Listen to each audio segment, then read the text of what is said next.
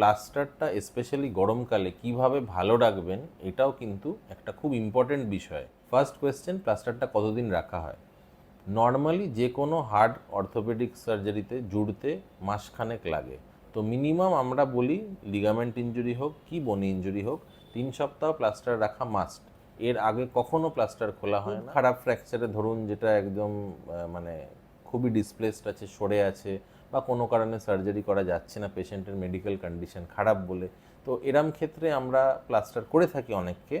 তো এই প্লাস্টারগুলো কিন্তু দীর্ঘদিন রাখতে হয়, 2 মাস থেকে 3 মাসও আমরা অনেক সময় রেখে দিই। তো এইগুলো হলো depends on patient to patient, এটা ভেরি করতে পারে, কিন্তু 3 সপ্তাহের নিচে কেউ কোনোদিন প্লাস্টার খোলে না। 2 নম্বর, কি করবেন না, প্লিজ ওর মধ্যে কোনো কাঠি বা পেন্সিল দিয়ে চুলকোনোর চেষ্টা করবেন না। এইটা হলে কি হয়, অলরেডি একটা কম্প্রেসিভ ফোর্স কাজ করছে, চামড়াটা পাতলা থাকছে, করলেই চামড়াটা ছড়ে যাবে, খারাপ হয়ে যাবে, ইনফেকশনের রিস্ক হবে, আরও চুল